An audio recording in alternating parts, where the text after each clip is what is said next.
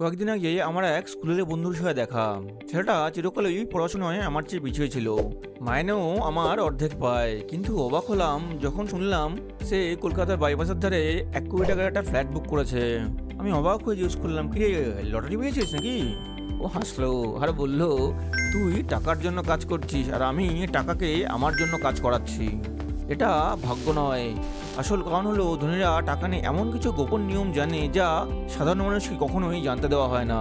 এই ভিডিওতে আমি সেই গোপন রহস্যগুলোই ফাঁস করব, যা ধনীরা তাদের সম্পদ বাড়ানোর জন্য যুগ যুগ ধরে ব্যবহার করে আসছে।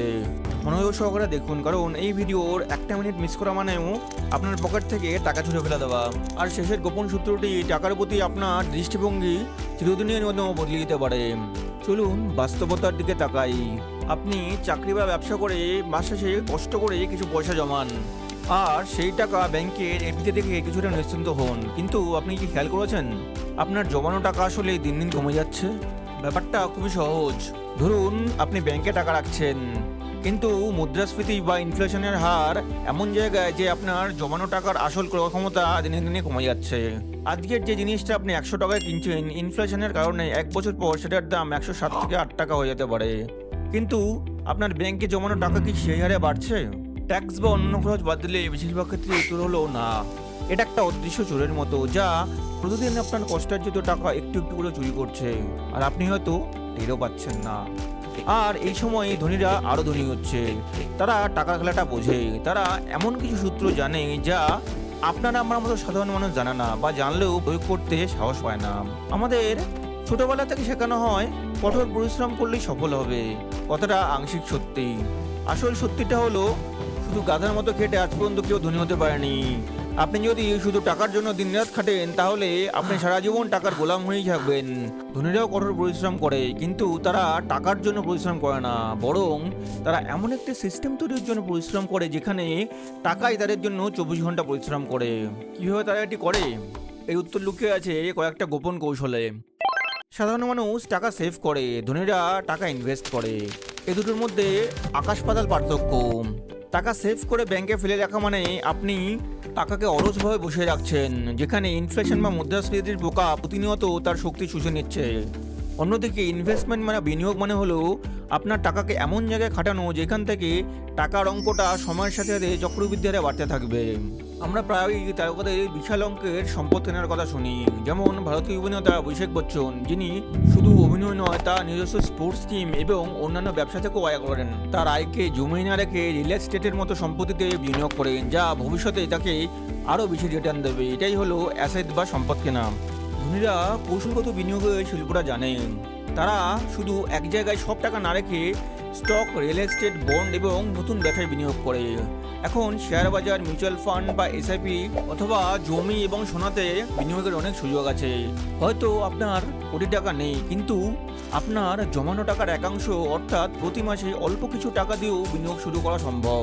মূল কথা হলো টাকাকে অলস বসিয়ে না রাখে তাকে বড় হওয়ার সুযোগ দিন। ধনীরা জানে শুধুমাত্র একটা আয়ের উৎস থাকাটা অর্থনৈতিকভাবে সবচেয়ে ঝুঁকিপূর্ণ। এটা অনেকটা এক পায়ের উপর দাঁড়িয়ে থাকার মতো, যেখানে যে কোনো সময় পড়ে যাওয়ার ভয় থাকে। তাই ধনীরা সবসময় একাধিক আয়ের উৎস বা মাল্টিপল ইনকাম সোর্স তৈরি করে। কিংবদন্তি বিনিয়োগকারী ওয়ারেন বাফেট আয়ের উৎস শত শত কোম্পানি থেকে আসে। সাধারণ মানুষ হিসেবে আপনিও এটা করতে পারেন আপনার চাকরি বা ব্যবসার পাশাপাশি।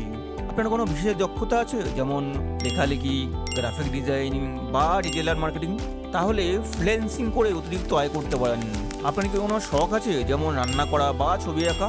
একটি ইউটিউব চ্যানেল বা ফেসবুক পেজ খুলেও শখকে আয়ের উৎসে পরিণত করা সম্ভব।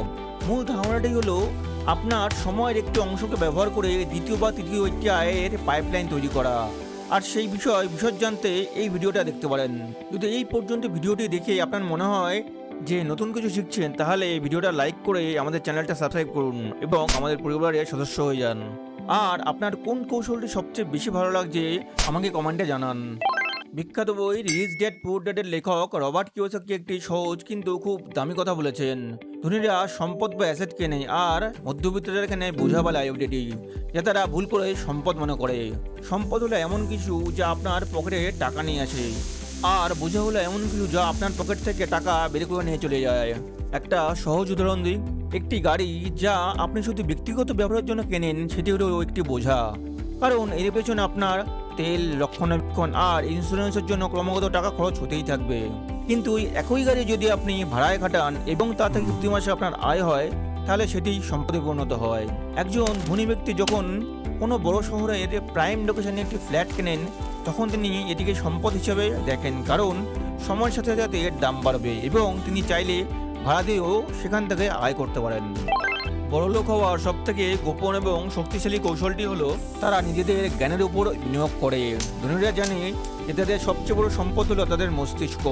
তারা অনবরত বই পড়ে, সেমিনারে অংশ নেয়, নতুন দক্ষতা বা স্কিল শেখে এবং সফল মানুষদের সাথে নেটওয়ার্কিং তৈরি করে।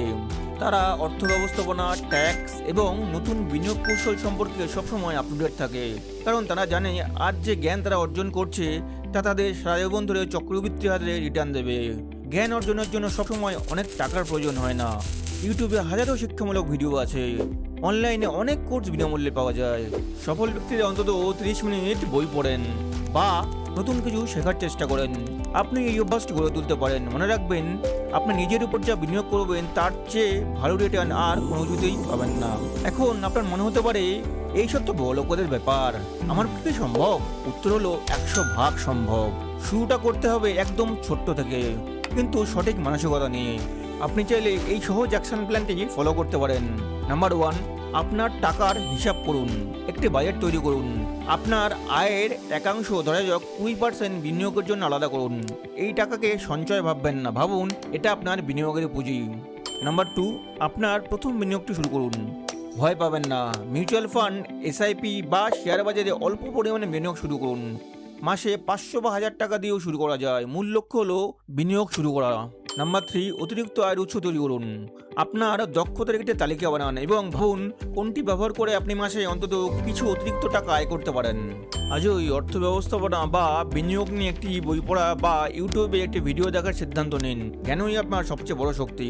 বন্ধুরা, ধনী হওয়াটা কোনো লটারি জেতা নয়, এটি একটি পরিকল্পনা এবং প্রতিদিনের ছোট ছোট অভ্যাসের ফল। এখন আর জমানো টাকা কমে যাওয়ার দুঃস্বপ্ন দেখার দিন শেষ। এখন সময় আপনার টাকাকে আপনার জন্য কাজে লাগানোর। আপনার প্রথম বিনিয়োগের পরিকল্পনাটা কি? কমেন্টে আমাদের জানান। আর এই গোপন কৌশলগুলো যদি আপনার ভালো লেগে থাকে, তাহলে ভিডিওটি আপনার বন্ধুদের সাথে শেয়ার করতে ভুলবেন না, কারণ জ্ঞান ভাগ করলেই বাড়ে।